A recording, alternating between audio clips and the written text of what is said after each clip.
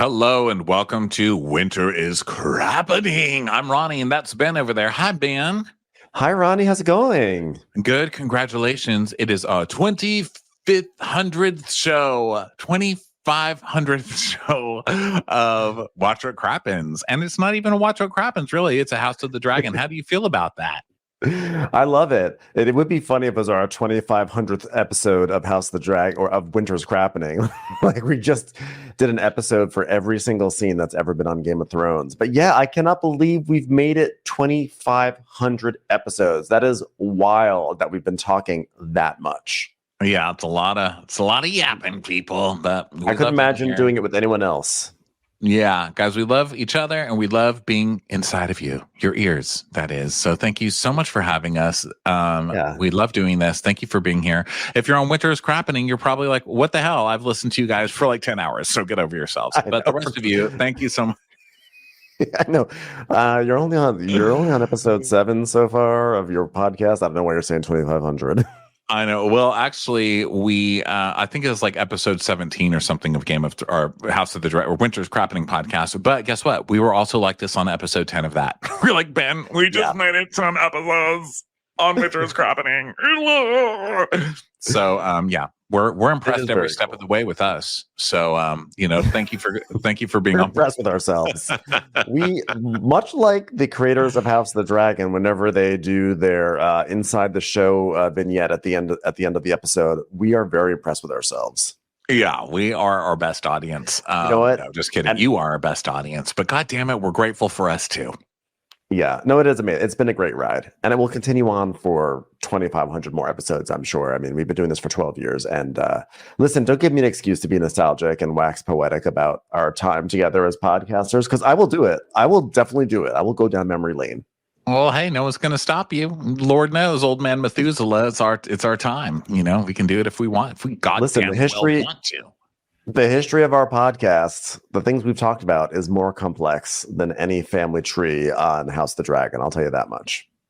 I don't know. It gets pretty complex on this show. I spend a lot of my week reading Reddit threads about what the hell happened in the last episode. And I swear to you, by the time I get back to these new episodes and they show what happened before, I'm like, when did that happen? I don't remember that. It takes up a lot of brain space for non-intelligent people like me. I'm just not used to this. Okay. But I still love it. My favorite soap opera on TV. And this episode is ultimately one of my favorites because not only was it a really good episode, but I'm a theater queen and I love a good audition episode. I've been waiting for this chorus line. I hope I get it. I hope I get it. How many writers do they need? No. Just a bunch of blonde people holding headshots in front of their faces, getting ready to do the audition for the chorus line. And look, I even did a rain.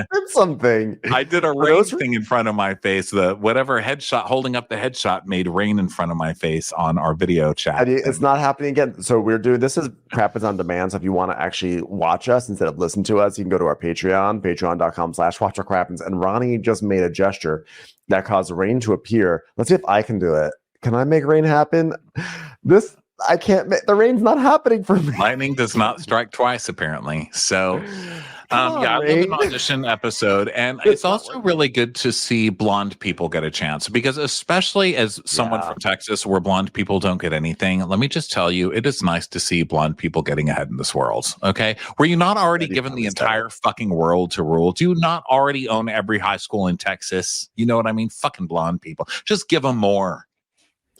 I agree. And speaking of blonde people, I spent a lot of energy this episode trying to really decode that tapestry in the opening credits. Because, it always has little Easter eggs and stuff in it and sort of shows what's happening. And so there's a lot of blonde people on that tapestry. And I was like, well, we're 7 episodes in. So now a lot of these things on this tapestry, I'll understand. I'm like, oh, there's the dead little boy. There's the rat catchers hanging. There's 2 dragons that are going at each other. Maybe that was that battle from like Rook's Rest or whatever it was called a few weeks ago. I was like, okay, I still can't figure out anything on that tapestry. And I was really doing that. I was like scrunching up my eyebrow to show I was really concentrating. And that tapestry, I know I could go onto Reddit and there probably is an explanation for all the imagery, but I want to figure it out myself. And so far, I am failing. I am not a good tapestry interpreter. It just goes too fast for me. Like I really need to stare at things. Do you know how to do those artwork things where you stare at it? Looks just like a pattern, but you have to stare at it for a long time and then it turns Magic into Eye. something else. Yeah, like Magic Eye. Like Magic Eye. They're called something fancy. I forget. Yeah, something. Yeah, it's probably called like a something gram. Where if it's always like a peace sign, it's always someone holding up with their fingers like a peace sign. It's like, really? Yes. Or like I saw one that's like a spaceship going into a rock or something like that. And I have never been able to do that. And this weekend, for whatever reason, one was on Reddit or something. And so I was like, oh, I'm going to figure this out because I've never been able to do it. And it took me hours and I finally saw one that was like magic. I mean, I see why they call it the Magic Eye because I really felt like I'm something. You know what I mean? Like, have you ever had that feeling like you're like, I'm finally not a piece of shit. Like I finally learned something about how the world works, or I can see like a new way. It was like the first time I did acid and I was like, oh my God, this just fixed my brain. Well, it's a great parallel for this episode. I did not feel like that watching this episode. It's very. I'm wearing a shirt that sort of looks like a magic magic eye pattern now that I look at it. But so if you stare at my shirt and cross your eyes, you will see a heart in 3 dimensions. You are kind of wearing a shirt like that. Yeah, I do see that. And actually, guess what I'm doing right now? I'm downloading the opening to Game of Thrones. Now, one thing I just want to say, sorry to interrupt, is that I didn't want to scrutinize it too much because I also didn't want to have a spoiler for next week. So, I don't know. What I can't tell is, are the vignettes, do they pertain solely toward the season or is it the entire storyline? Because there's stuff on there that I'm like, that almost looks like it was from season 1, or something like some of it looks like Viserys is in the tapestry. And some of it is like, I don't know what that is. It's a lot of dragons attacking each other. So, I don't know. It's a lot.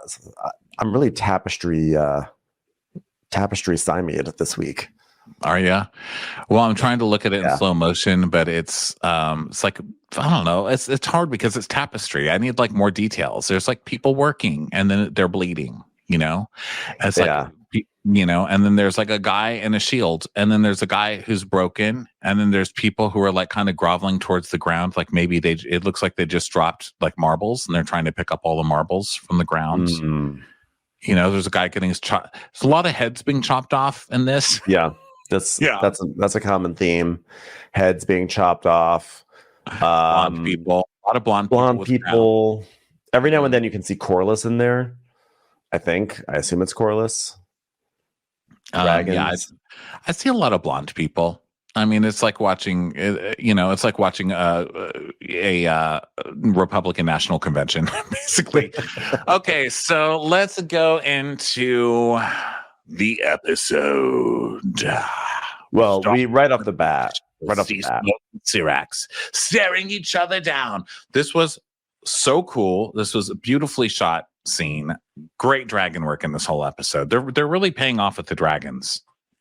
Yeah, I can see why this series took 2 years to come to HBO because they probably had to spend a year animating all these dragons. This was a very dragon-heavy episode.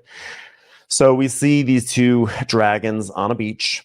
We see Rhaenyra, we see Addam standing facing each other, etc. And so Rhaenyra is like, "You stand before the Queen of the 7 Kingdoms with a dragon of the House Targaryen," and he's like, "Yeah, no, I fully know who you are. Huge fan. Fun fact, I actually work on your island. You may not have seen me, but I'm actually on your island already. I just happen to have a dragon. So yeah." And meanwhile, the dragons are like, they need to settle down, right? How about you guys shut the fuck up and let us talk? How about that? Okay. Jeez. So she's like, what do you want? And he says, "I want to learn the way of dragon riders and serve my queen." And then he kneels, which was pretty easy. I mean, that was like she basically scored with this one, Yeah. I thought he was gonna be like, you know what? I have a lot of daddy issues. My dad doesn't even acknowledge me. And now I finally have a dragon and I want to prove to the world that I've got that I'm worthwhile. And so I thought he was going to be kind of like really annoying and be like, "Well, now I would like something out of this." No, he was actually like totally chill. He was like, "Yeah, I got a new car." Yeah, I thought he was I'm a big going to be fan. like, thanks for the dragon. You don't necessarily own all dragons, obviously, because I have one now. And guess what? I don't want to work for you. I don't want to go to stupid war. I'm a Postmate person now. Like I'm a TaskRabbit. Yeah. So if you need anything, I will be earning a living the way I want to now. How about that? Yeah. It's called independence. And, last week, my theory was that because he did not show fear, I said the dragon was going to eat him, but because he didn't show fear, the dragon was like, actually, I like you and you have like royal blood in you. But it seems like your theory was actually the right one, which is that no, the dragon actually chose him. The dragon found Addam and chose him. And he tells Rhaenyra, he's like, the dragon came to me, not I to him, and I have sweated blood in the service of House Valerion. I may appear lowborn, but I have great hair and I know much more about service. And if the gods call me to the greater things, who am I to refuse them? And she's like, who are your parents, sir? And he's like, well, my mom was a shipwright, which is like a playwright, but on boats. She only wrote boat plays. So most of them were jukebox musicals. Not going to lie. I know that you guys look down upon that on land, but cruises love them, especially if you serve a little dinner. Shipwright, more like ship wrong. Yes. Well, and my father,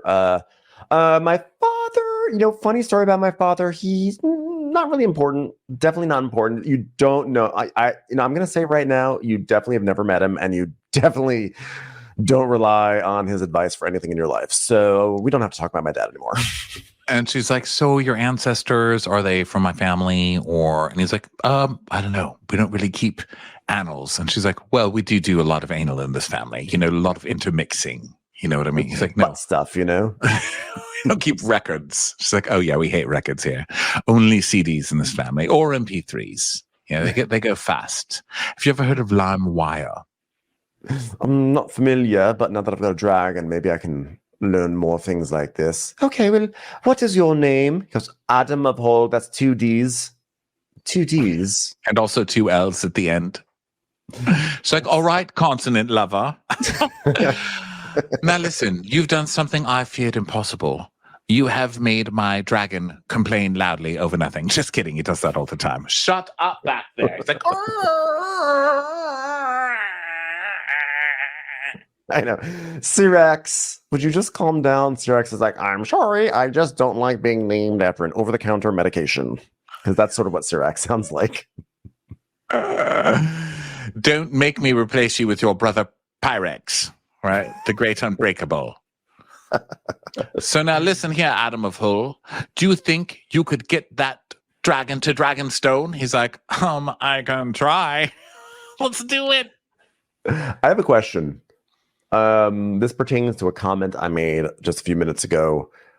All the shipbuilding, all the people like Addam of Hull and his brother, what's his face, Alan, they've been working on ships. Has that been on Dragonstone? Because I used to think it was actually over at the other place where Corlys has his like drift mark or whatever, or like High Tide.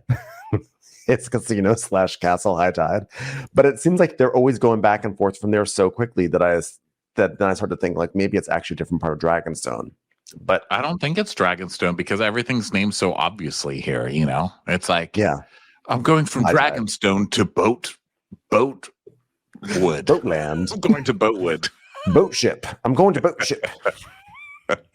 Okay, because I just said that. I just made it sound like Addam was working on Dragonstone, but I don't think he was working on Dragonstone. I think he was over at Driftmark. But he's like, I've been working at Boaty McDockerson and found a dragon.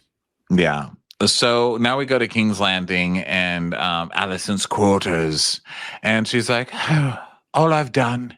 It's like, I feel like she's having a real mom moment because I feel like my mom has these moments where she's like, well, forgive me for spending my life doing what everyone in this family wanted me to do. I'm so sorry that I spent all of my time worrying about you kids instead of following my own dreams. Like Alicent's having that kind of a moment because she just got told off by her son or whatever. Yeah, she looks like she's getting a mani-pedi at first, but then you realize that she actually just has a scar from when she was out with the people and they called her Queen of the Fishes. So she's Orwyle is there tending to her. She's like, oh, please, I just have one request. don't put leaves on my cut. They don't do anything. I don't want to be the one to have to tell you this. I know you're so proud of your leaves, but it's just going to heal without the leaves. He's like, well, no, I'm going to put leaves on this, but let me tell you something, ma'am. All right. You're going to have a scar, but here's the bright side. It's going to be shaped like a leaf. She's like, damn it. She has nothing is clean here, including your leaves. And then we see a rat scurrying around because all the rat catchers are dead, dummies. Yeah, no kidding. Yeah. But also, it's like they killed all the tortilla makers. They're like, where are all the burritos? Am I right? I saw this at the end of the it's the exact same thing. So I saw at the end of the episode, after the episode thing, that she got a scar in the same place that Ray got a scar in the first season, which I never would have recognized at all. So thanks, guys. Thanks for letting me know that. So now we go to Sir Rickard in front of Allison's quarters. She's like, we're out of this dump. Get the car ready. He's like, we're going to Kingswood, bitch. He's like, well, I'll have people prepare a retinue. No retinue. I hate a retinue. All right. Well, how about your handmaidens? No handmaidens, no retinue. Just you, just me, and a little tent. Let's do it. Yeah. So now Ironrod comes up to talk to Larys. Favorite name. God, I love Jasper. I love a good Jasper Ironrod. So hot. So they're watching somebody get in trouble, right? Yeah. So basically, they're looking over the courtyard, and down in the courtyard, Aemond is sentencing two men of the guard to go serve at the wall because he says they started the riot or something that happened last week. So Ironwood, who's really done nothing this season, he's like, well, guess what? I have received word of a great matter of importance and rumor of a sighting of a dragon, the dragon, Seasmoke. And Seasmoke has a rider. And Larys is like, it's a fine piece of intelligence, but unless you've got a foot that I can jerk off to, I really don't care. Okay? He's like, well, I thought I could seek your advice. Lord Larys whispers, being your province. He's like, well, if you consider it valuable, maybe you could deliver it and find favor with Aemond yourself, whisper man, whisper apprentice. And then we see Aemond downstairs like, you're not Laura Dern, and you're not Laura Dern. Guess who's Laura Dern? Me, you're dying. Go to the wall. Probably future dead people. So Ironrod's talking about this dragon thing. He's like, well, I mean, surely it must be Lady Rhaenyra who found the dragon. She's wanted for a dragon all her life. And Larys like, oh, indeed. But she tried already. But when she was 14, sorry, it's just it's more fun way of saying 14. The best. Okay, Seasmoke nearly devoured her. I mean, who else? Who else would it be? And so he's like, so where'd you hear about this? And Ironrod's like, well, my squire heard it from a stable hand who heard it from his father, who's a fisherman, whose shipmate claims he saw it. And he's like, oh, really? Well, you're welcome to bring that news to Prince Regent, but perhaps this might be one of those whispers best left to the wind. Mr. Gossipy Gossip, like who is a ship person to a bird person to a band-aid person to a river person? Too many poor people. Listen, I have a whisper brand to protect, and I can't have these long strings of whisper telephone games happening. Okay, so let's just table this one, and if we see a dragon, which we probably won't, definitely not by the end of the episode, then we can revisit it. Okay? Life isn't a game of Raven phone. Get out. Get out. So then we go to Dragonstone, and Jace is squinting because that's what Jace did. Was Jace's auditioning, was there even a script, or were they just like, Jace, we want you to be very pale and squinty, so just stare at that wall and squint at something deeply. And then say mother. Say mother in 3 different ways. Okay. Mother. You're hired. I would love a little more mother work, but goddamn, that squint is good. Goddamn, that squint is good.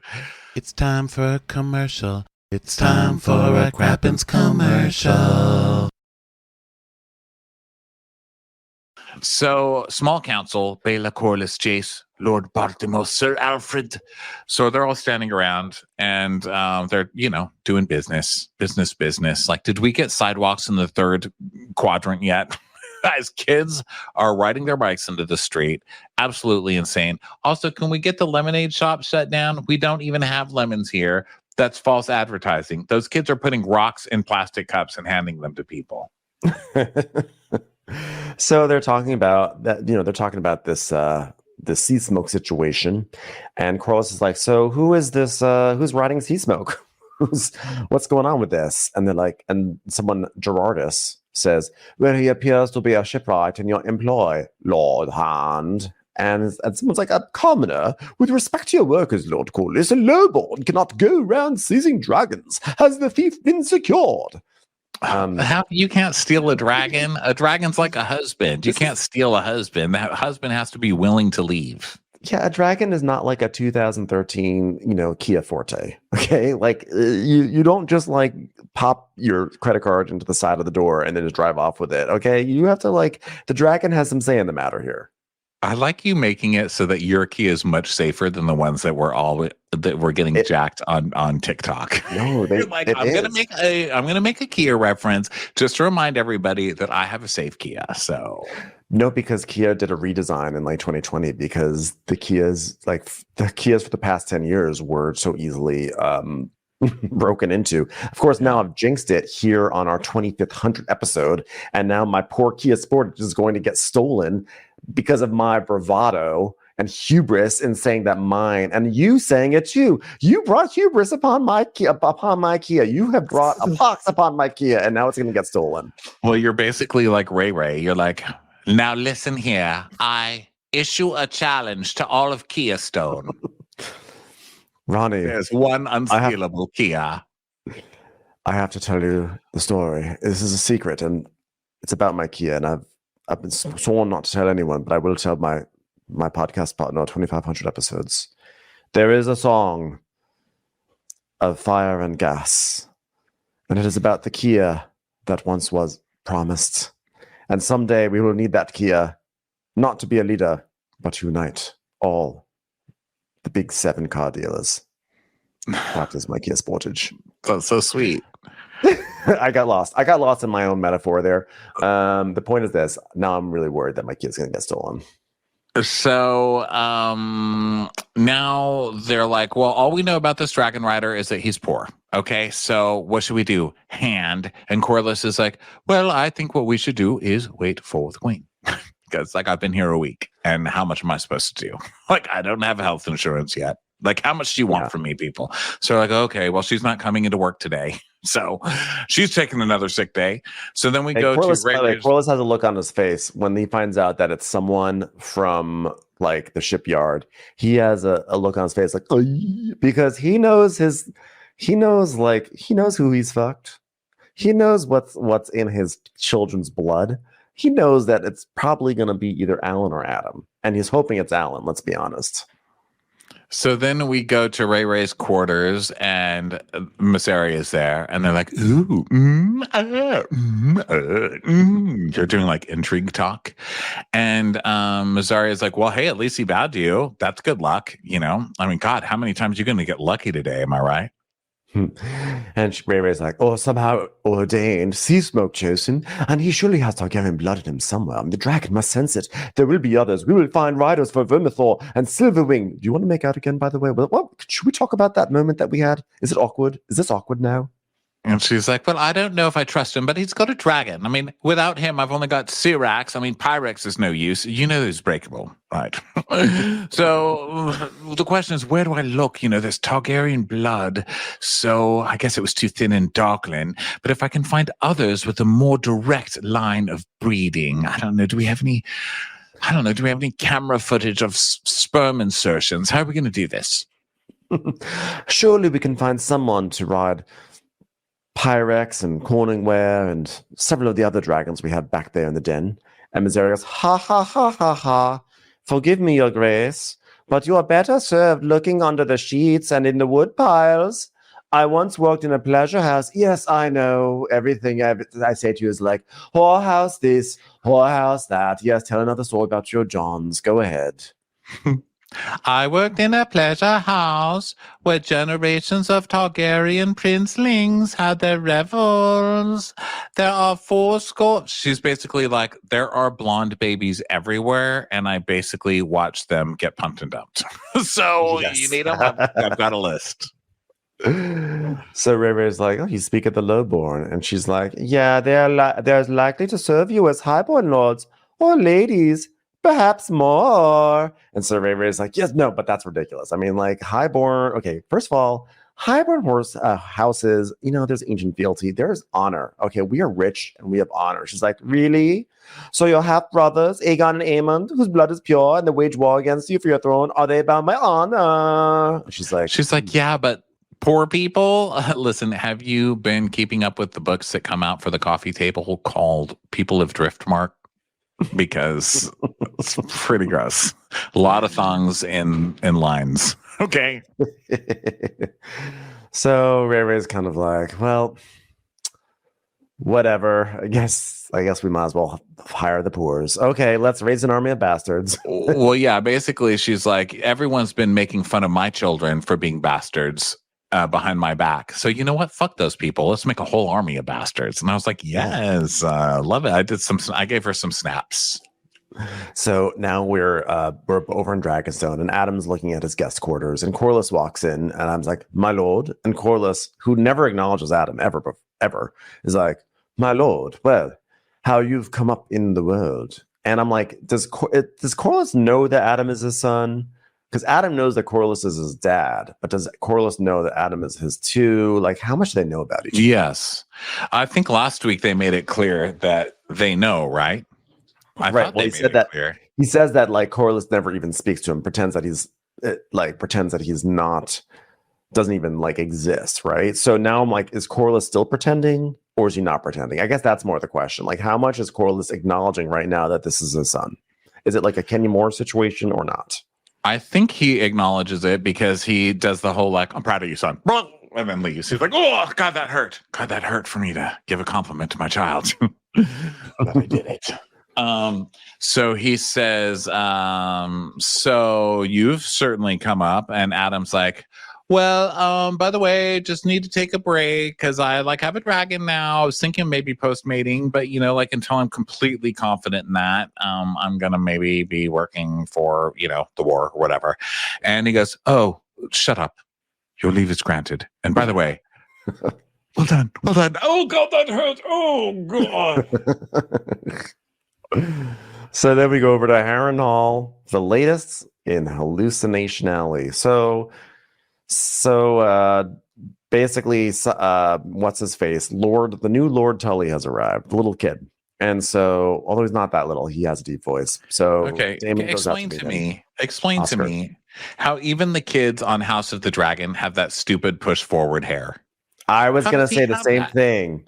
It's the Gen Z fluffy bang, the broccoli hair. Yes. Okay. The combing your hair forward, like perming your hair and then combing it forward. Come on, even on House of the Dragon.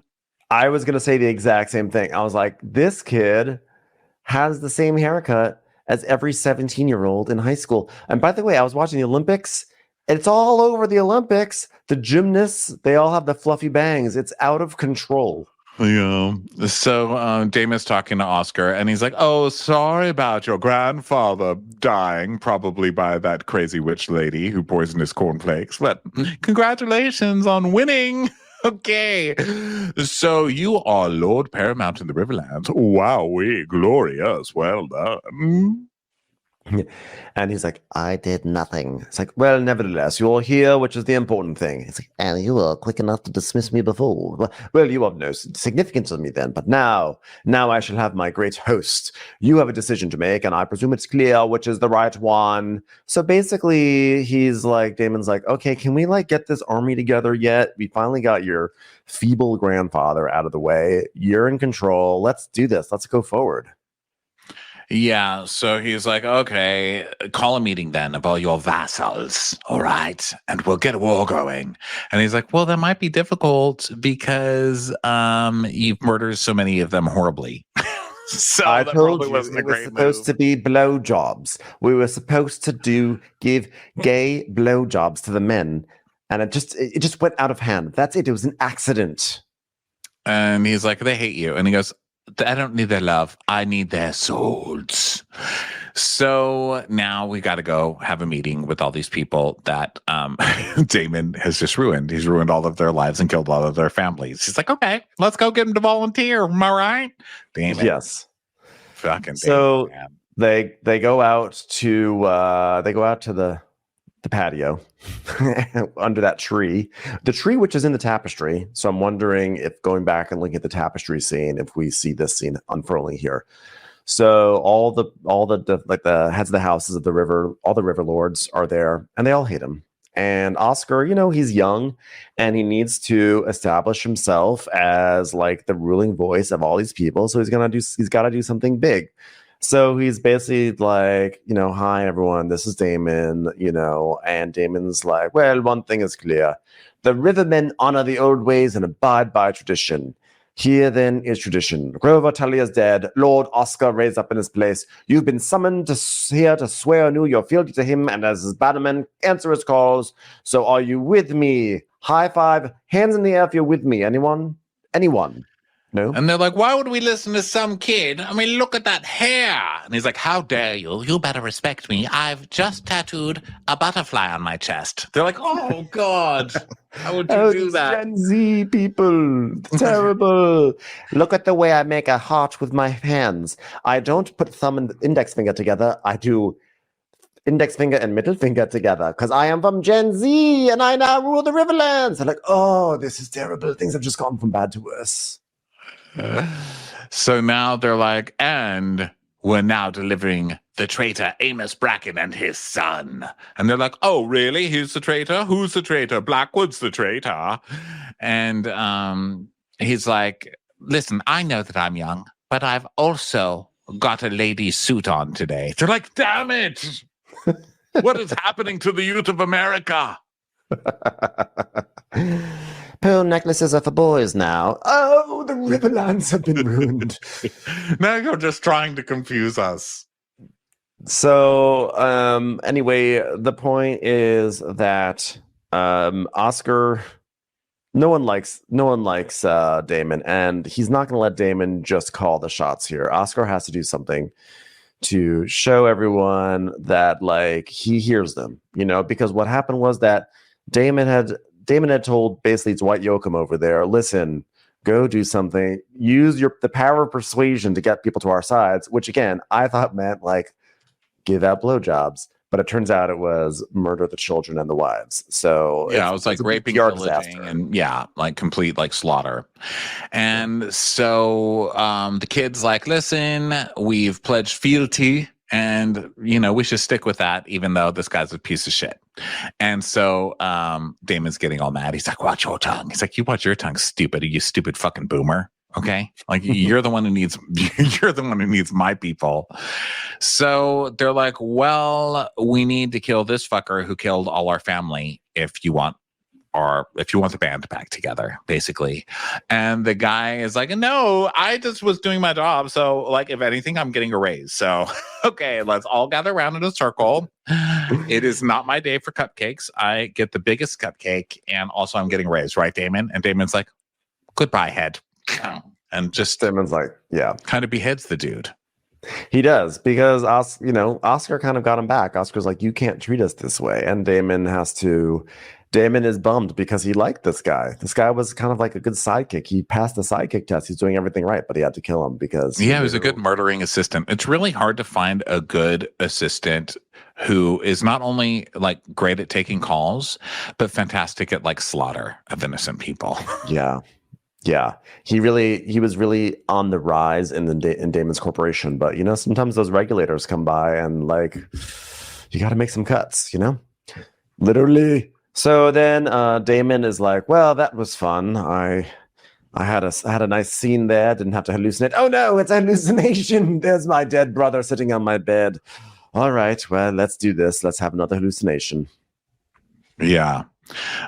So yeah, he goes, and also I would like to say there's no Botox for Damon. I feel like other people get it, but Damon's like, you know what, the future is now, and I'm just not going to do it. I'm going to have one certain wrinkle. I saw somebody say, like, on Twitter, they were saying, why is everybody after Damon when he looks like a foot? First of all, that's extremely rude. I think Damon is kind of handsome, but then when he does his forehead wrinkle, he does look like the bottom of a foot. Just that part of his head really does. And, I don't know. Everyone else gets Botox. Why not Damon? Make it fair. Right. So Damon is now in his bedroom and he's having a vision of Viserys in his most decrepit, falling apart face on the bed. And he's holding the crown. And Damon's like, what's this? Which is like, it's literally a crown. Like, how do you not realize it's the crown? And Viserys goes, I never wanted it. I was right not to. All the pain I caused, it crushes whoever wears it. You always wanted it. Do you want it still? La, la, la, la. And Damon stares at the crown. I'm like, oh my God. Can we please end Damon's hallucination arc? It is driving me nuts. I thought we got through the episode. It was like, oh my God, we finally had a Damon scene that did not start with him lying in bed and someone's footsteps showing up beneath his doorway. Like, I was like, oh my God, we're back in another hallucination. Well, at least this one was short, and we also got to see Damon behead somebody. So that was fun. It was quick. It was quick. So we go back to King's Landing, and now Aegon is trying to walk across the room, and Orwell is supporting him, and then there's like it's like physical therapy before they came up with like any like real way to do physical therapy. This is how they used to do it then. Move, hurry, do it, walk, stupid. Oh, you're falling down, you're dumb. Do it again. Get up. Here. Hey, where are you hurt? Let me hit it with a stick. Okay. I have something to say here. You guys are like literally at the top of the pecking order of this entire continent. Can you not source a better cane? Like, this cane snaps and Aegon falls to the ground and he's like, ugh. And of course, and Orwell falls too. Like, Orwell, you're supposed to be supporting this guy. How are you not? You're supposed to be there in case the cane snaps. There's something is fundamentally wrong with the care that Aegon is getting. Well, also, he's so thin. Like, you can't even find a cane that will hold up a thin person. What are the rest of us going to have to deal with? You know what I mean? It's like you can't even break your leg in that town. Orwell just starts putting leaves on the cane. No, the cane doesn't need the leaves. Actually, no one needs the leaves for a while. I have to break it to you. The leaves are doing nothing. Yeah, so Larys is like banging on the door. He's like, let me in. Like, Larys doesn't have a key. Please. So he comes in and he helps them, and he's like, wow. So he kind of whispers, by the way, Aegon not doing great. Okay, Aegon. Some accidents on TV, especially soap operas, people like look bad or they have a face cast, and then they come on, their face cast comes off, and there's still Marlena under there, like nothing changed. Right. He's not Marlena. I mean, like, he's busted. Okay, he's like missing an ear. Yeah, he's like, it's not going to go well for him. So Larys is like, oh, your progress is impressive, but I'm afraid you must work harder because there are adjustments to the gate and so forth that you'll learn now that you're grody. What's the kid say? So then Larys then goes over to Orwell and is like, you should be more cautious. And Orwell's like, well, I should, Lord Larys. I mean, he needs rest. He should be a bed. I push him on your instruction. And Larys is like, well, I'll have the sentry give you more warning and let him try again in a few hours. But he's spent. It will be long before he may rest again. ... Meaning shit's going down. This king's got to start walking soon. Yeah, I like that. He's like, you need to be more careful. He's like, you're the one who made me get him out of bed. He's like, but still. Commercials. Here comes one right now. So then we go to Dragonstone. Oh, the Dragonstone shipyard. There you go. That answered your question. There we go.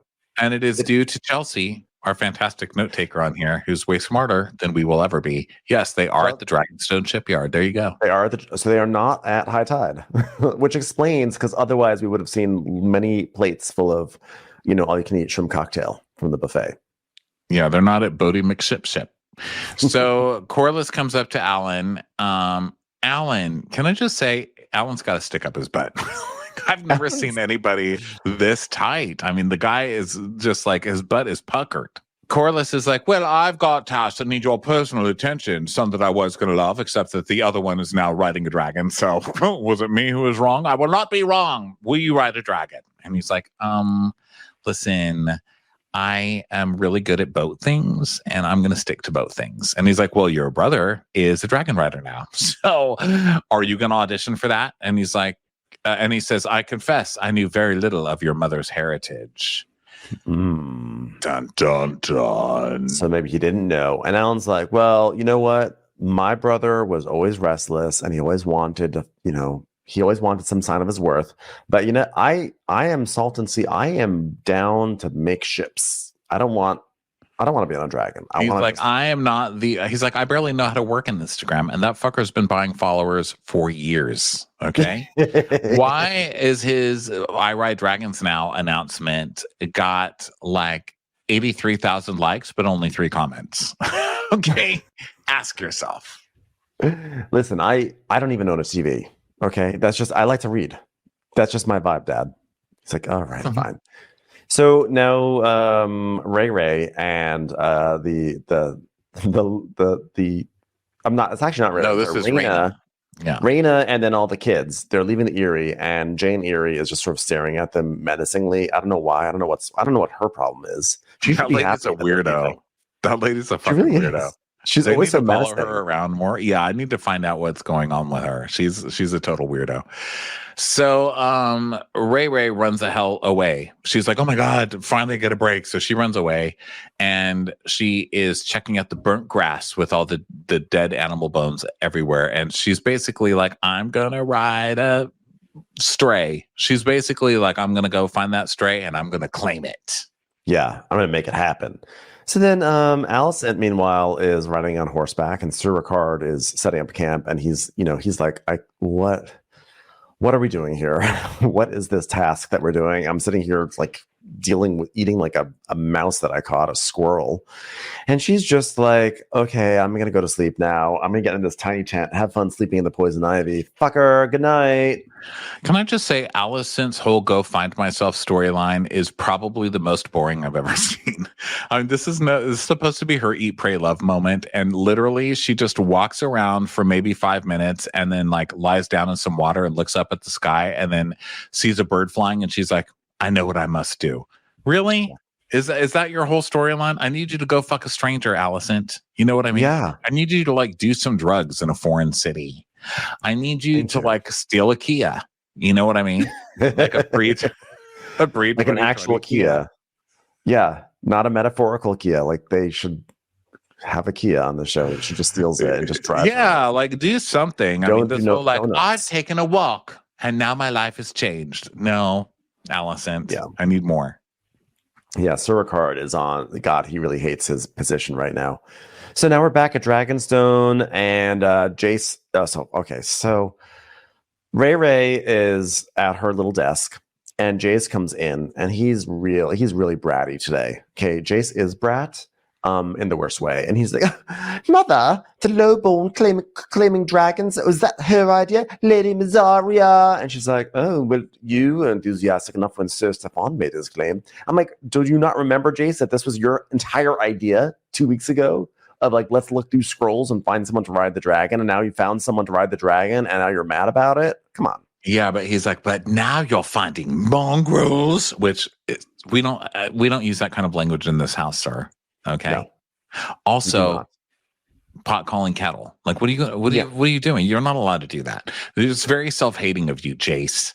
And she's like, what is your problem? And he's like, okay, here's my problem. Obviously you were banging Strong, who's my real dad, because I have dark hair. Okay. What do you think I don't know? You think I don't hear people making fun of me and calling me a bastard? Okay. Well, I'm allowed to ride a dragon because you're still lying to everybody about my parentage. But now if everybody who is a bastard gets to ride a dragon, now it makes me look worse.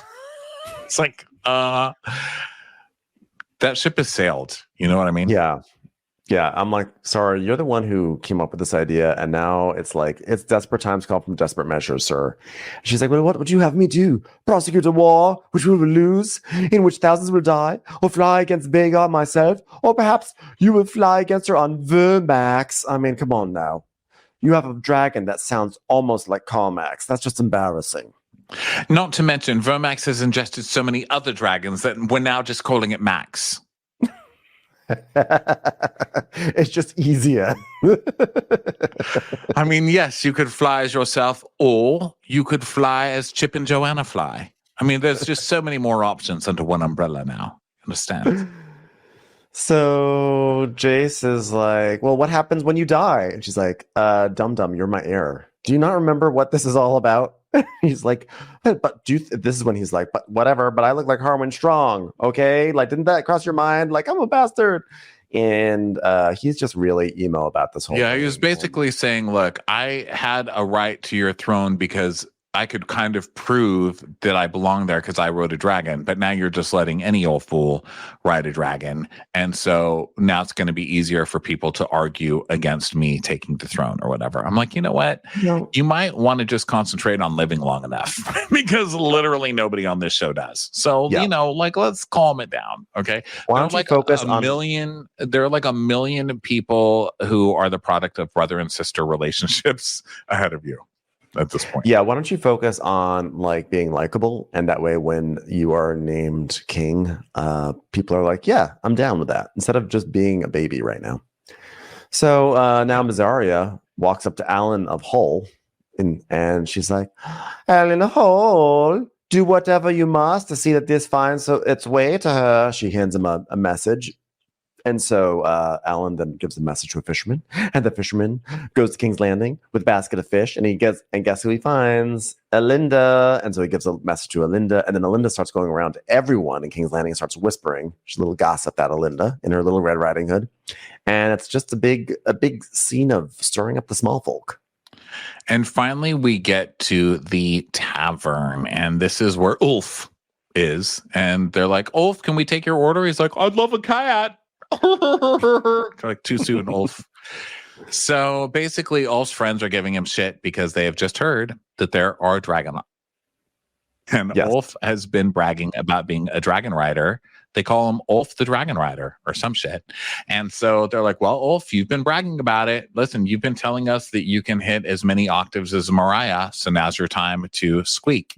And he's like, oh my God, but what if I can't squeak? And they're like, are you a fucking liar or are you not? Are you a man or are you an Ulf? Yeah. So now they're basically like, they hate Ulf, right? They see Ulf as like this grifter who's always annoying, who's always bragging about this dubious claim that he's a Targaryen. And so finally they're like, oh yeah, well, why don't you prove it? Do it. Because guess what? You've been getting lots of free drinks around here. And if suddenly you're not a Targaryen, you're going to owe a lot of money. So he's like, fine. So he has to kind of go and do this thing, even though he really does not want to. And then we go over to Hugh Hammer, second best name on the show. So we go over to Hugh Hammer's house, and I guess their daughter died. Did that happen last week? We didn't see it, but like we had several weeks of the daughter in bed going, but now she's dead. R.I.P. Turns out that Cabbage did not save her. No, I think it was romaine that he had last week. Remember when he's like, I'll take that. I'm going to steal that food right from you. And it's romaine. By the way, everyone's so hungry in the city. Why would anyone dare throw a fish at the queen? That's nourishment. Because they're sick of fish. They were getting fish, and they were very upset about fish. Queen of the fish. Yeah, I love the sick burns on this show. Queen of the fish. You're a real fish queen. So then Cat, they're talking, and Cat's like, no, you don't have to do this. I have a brother in Tumbleton. He's like, oh God, Tumbleton, really? That's not even a real place. We looked it up. Tumbleton does not exist. It's from children's literature. No, I swear he's from Tumbleton. He says it in his letters. And he's like, no, I can't ignore this audition. Now listen, there are things I've never told you. I didn't know my father. That's true, but I did know my mother. I hid it from you. She worked in a pleasure house. She was granted more freedom than most because of who she was, and because rich men paid more to fuck a woman with silver hair. Dun dun dun. She used to tell me, dun dun dun, I was no different, dun dun dun, to her brothers Viserys and her brothers' boys, Viserys and Damon. Dun dun Dun. So Viserys and Damon's aunt was a prostitute. Is that what we're hearing? She fell from grace and worked in a Do you want picture me house? to educate you on what I learned from Reddit? I don't think it's a I'd like to spoiler know. alert if I learned, because I thought it was pretty interesting. Okay, Hold so- on, because I've got 9 million screenshots in here, because This is that's like when you how find out someone famous is on OnlyFans. Okay, so this is from the House of the Dragon subreddit. I read a comment in there. I thought it was interesting. The mention of the pleasure house means Hugh's mother is specifically Princess Sarah Targaryen. He was very hard on her because she was very defiant and refused to conform. After a big sex scandal, she was sent to the Silent Sisters. She escaped after a year and a half. She fled to Lys, where she was a very popular courtesan. Alicent said that the Lyseni had made her daughter a whore. Jaehaerys answered that she was always a whore. Alicent attempted to bring her back to court several times, but Jaehaerys refused. The argument resulted in one of their great rifts. Blum, blum, blum. Wow. So this Sarah was kind of a badass, and I hope that she's a character in a future story, because I like her. She's like, I'm gonna fuck whoever I want, Dad, and he's like, fine.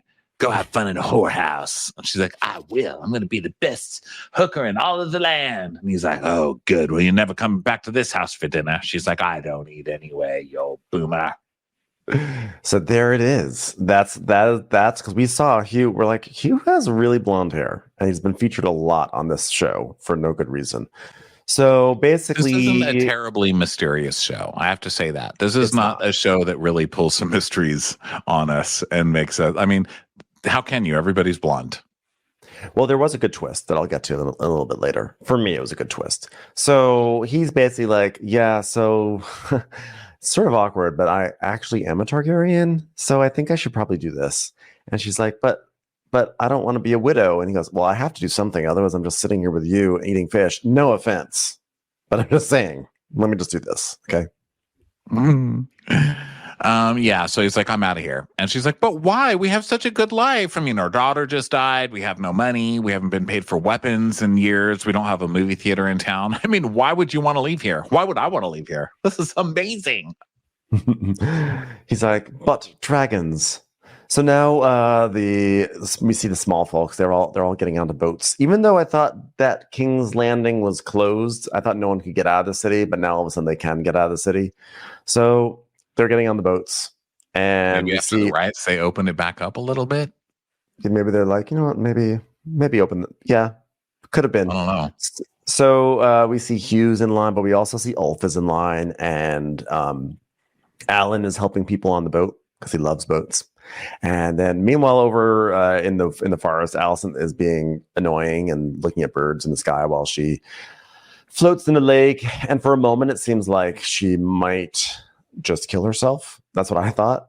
Not to laugh at that, but I thought like she was gonna be like, what purpose do I have? What was I made for? And but she doesn't. She actually gets inspired by the bird, and she's like, I like this. So we'll see how that plays out next week, I guess.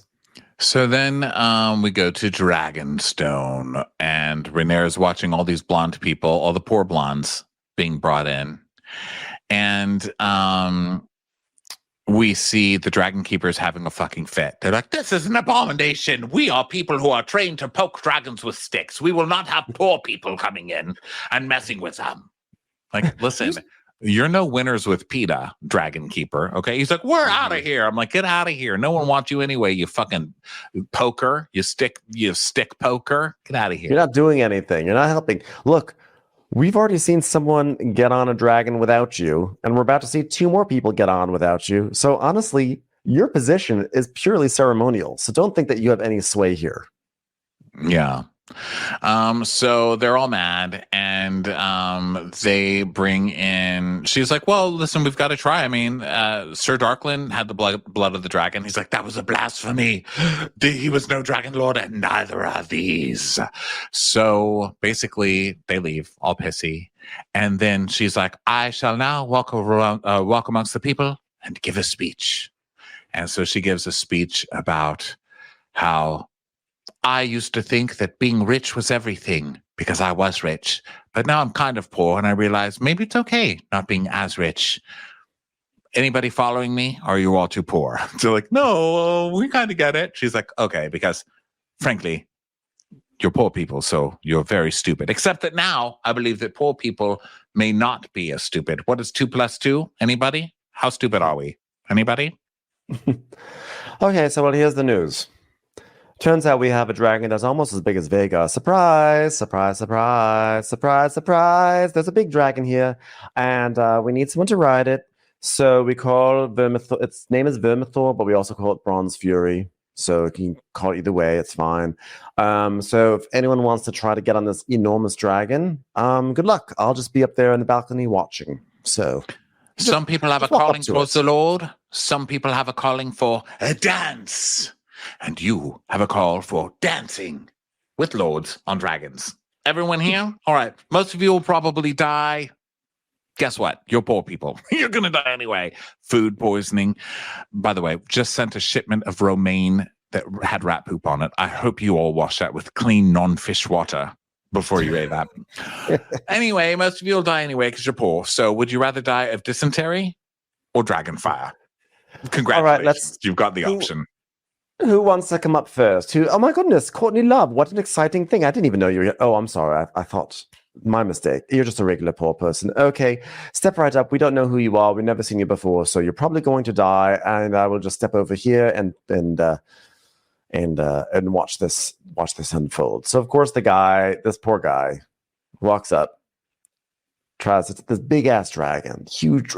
No, I love that. She's like, I'll be over here because I've done my speech. Good luck dying. Bye. I'll be watching from the balcony. So this guy goes up and he tries to touch the dragon, and like within a second, I mean, this dragon is like blowing fire at him. Everyone's dying. People are running. There's chaos. The dragon's going nuts. Suddenly it turns into Jurassic Park. This is the T-Rex chomping down on people. Fire it's like Jurassic Park and Godzilla all together. People are running. People are fleeing. Ulf winds up grabbing a torch and running deep into the dragon den, which is not smart, but he goes off. And then meanwhile, Hugh is hiding, and then he's behind a rock, and the dragon's doing its thing, and then there's a lady, but then the lady tries to run for it, and the dragon goes after the lady, so Hugh is like, no, he tries to be heroic, so he steps in front, he distracts, he does the Jeff Goldblum thing where he waves the dynamite, to distract the T-Rex, and so the dragon comes over to him, and Hugh is like, come on! And apparently this dragon is really turned on by like aggro dudes screaming things. Yeah. And so it's like, oh, somebody's screaming at me. I'm in. You're my guy now. And it's like, yes, you got it. And I really liked that before all this happened, Ray walked right to this big ass dragon who's terrifying. She's like, come, dragon. And the dragon listened to her, which I thought was really cool. And then she's like, hello, dragon. And it like put its head down to her. And then she like puts her hand out and touches this big snout. And he's just like, God damn it, you've got soft hands. And she's like, I never do an ounce of physical labor. That's the secret. And it's like, I love you. She's like, I love you too. And so I think it gave everybody false confidence because they were like, oh my God, what a nice dragon. And then the dragon ate them all. Yes. Literally just ate them all. And they could not run anywhere because they were stuck in a dragon pit. So, okay, so that one is claimed. So then Ulf is thinking he's getting away. And now he's in like a separate little cave. He's like run to another cave. And then Crunch, he steps on a dragon egg, which not easy to come by those. Also, I thought dragon eggs were a lot harder than that because aren't dragon eggs like big giant stones that they can never open or do anything with? I thought so. Also, how did he not see the big dragon that was there? Like, I feel like we see a wide shot of him walking in and we see blatantly a dragon. Like, we see the wings and everything. I'm like, do you not see there's a dragon just lying there? Are you going to at least try to like strafe against the wall? It was behind him, I think. It was behind him? Yeah, the dragon was behind him because you see the dragon behind him because he's holding a light or whatever. He's holding fire. And then you see the dragon kind of rising up behind him. It's like a spooky dragon. And it's also, I think, the same color of the walls. It's like it's a pretty tricky dragon. So at this point, I think Ulf is a goner because, there was talk. Someone had messaged us like, "Oh, Ulf is claiming that he's half Targaryen, but it's really going to be Hugh Hammer." And so it was Hugh Hammer. So I was like, "Aha!" So now Ulf is going to get his comeuppance for lying. So then, like, Ulf is scared. The dragon's coming to him, and Ulf is like scared, and he stumbles back, and he's lying up against the rocks, and then the dragon comes in and starts pushing him. Yeah, that's what it is. Yeah, he starts like pushing him like a ball and knocking him down. And so he keeps falling down over and over again. And finally he's like, oh, just fucking kill me. You know, he just basically gives up. And the dragon's like, you know what I love? I hate aggro guys screaming in my face. I love people who just fall down and play dead. He's like, yes. Possum is such a fun game. You're mine now. And Ulf laughs. So I thought, oh, this is like, they're doing a fake out. Like, okay, it seems like they bonded and then the dragon's just going to come and eat him. But no, actually, it worked. They're both are riders.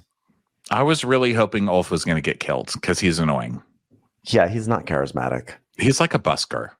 I just feel like he's going to like sing a cover and ask me for money. And I'm like, can I just eat my Mexican food? You know what I mean? Yeah. Like, I did not come here for you. I came here for a taco. Like, leave me alone. He just wants to talk about Jimmy Buffett all the time, you know? Yeah, it's like Whitney Houston assault. Like, leave me alone, okay? So over at King's Landing, there's we're over at the small council where they're just like business. Oh, House Beesbury is doing things. Those people are at the House Beesbury's, and there's this and that, whatever, and triarchy. And then people outside are being like, dragon. So this totally disrupts the meeting. And we also hear in this that Prince Darren's dragon, Tessarion, has taken to wing. So we still haven't met Darren. That's the other son of Alicent that has been raised in the other place. So apparently he's raring to go. His dragon's like, okay, I'm ready. Let's do this. Which means that probably I'm going to assume next week there'll be some giant battle. And just when it seems like the good guys have beaten the bad guys, Damon's going to come out of nowhere with his dragon and like ruin everything. And Rhaenyra and her people are going to have to retreat. That is my prediction. Well, yeah, because she's got the most dragons now, right? I think she's got like a zillion dragons now. So basically they're like, dragon, there's a dragon outside. So they go out and Addam is just driving he's like, look, I can drive. And he's just driving all over the freeway. He's everywhere. He's all over the town. He's not staying within the lines. Or is this Ulf? This is Ulf. Sorry. This is Ulf. Yeah, this is Ulf. That was my bad. Yeah, and Ulf is being silly. So Ulf is like, okay, he's a dragon rider, but he is not going to be a reliable dragon rider, and he's going to be annoying about it. And so he has now provoked, with his own silliness, he's now provoked Aemond. So Aemond is mad. So he like runs out of the city, and he goes and he finds Vhagar, who is just like hiding in the trees. And he hops on Vhagar, and I guess he goes to chase down Silverwing. But as he chases down Silverwing over to Dragonstone, he then sees that, whoa, there are a bunch of people riding dragons over there. It's not so great. So he turns around. Yeah, and Vhagar is not listening to his ass, by the way. He's having trouble controlling that gigantic dragon, but he's trying, and finally Vhagar does listen, and they turn back. And Vhagar, I'm kind of jealous because it has a very tiny tongue. She has a very tiny tongue, and I have a very large tongue. And so I'm like, I have tongue envy because I'm like, I have gay tongue and my tongue is gigantic and I can't pronounce words right. And look at Vhagar with this little tiny short tongue. So congratulations, ma'am. But anyway, they fly away.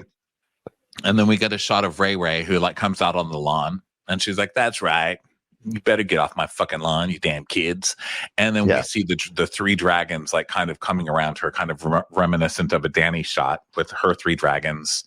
And it's just like a really nice family photo. It's really sweet. Yeah, it is. It is really sweet. And so then next week, I guess we're going to see how this all plays out. Like, what's going to happen? I would like to see Damon be doing something consequential to this show because he's just been stuck in Harrenhal, having hallucinations and trying to get the river folk together. So hopefully he will now have his band of river folk fighters and they will do something of consequence to the overall narrative. That would be lovely. But I think it'll be a lot of nothing happening, and then in the last 10 minutes they'll get in a big battle and like someone we love will die, but then it'll still be kind of a cliffhanger for the next time. Yeah. Dun. And ultimately Aegon and Aemond and his people are going to get the upper hand yet again.